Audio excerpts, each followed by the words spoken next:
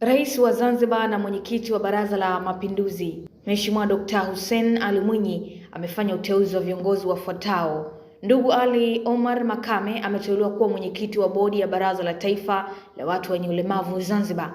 Ndugu Ali ni mwenyekiti msaidizi wa kitaifa Shirikisho la Watu wenye Ulemavu Zanzibar. Kwa upande wa Wizara ya Mawasiliano, Teknolojia ya Habari na Ubunifu, ndugu Abubakar Ali Sheha ameteuliwa kuwa mkurugenzi wa idara ya mipango, sera na utafiti. Kabla ya uteuzi, ndugu Abubakar alikuwa mkurugenzi wa idara ya uwekezaji na masoko katika Shirika la Mawasiliano la Zanzibar.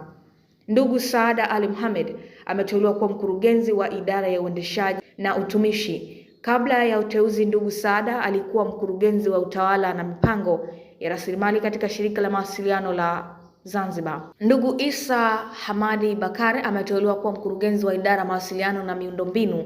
Kabla ya uteuzi, ndugu Isa alikuwa kaimu mkurugenzi wa mawasiliano, Wizara ya Mawasiliano, Teknolojia ya Habari na Ubunifu. Mhandisi Halfan Mohamed Othman ameteuliwa kuwa mkurugenzi wa idara ya usalama wa mtandao na ulinzi wa taifa. Kabla ya uteuzi, mhandisi Halfan alikuwa mkurugenzi wa ufundi katika Shirika la Mawasiliano la Zanzibar. Ndugu Samora John Chacha ameteuliwa kuwa mkurugenzi wa idara ya ubunifu. Kabla ya uteuzi, ndugu Samora alikuwa ni mkurugenzi wa mipango, sera na utafiti katika Wizara ya Utalii na Mambo ya Kale Zanzibar. Uteuzi huo umeanza rasmi tarehe 15 mwezi wa 5 ya mwaka huu 2026.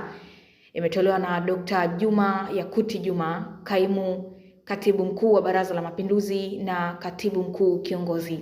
Hii ni Zantime, usisahau kusubscribe, kulike, kushare na kucomment.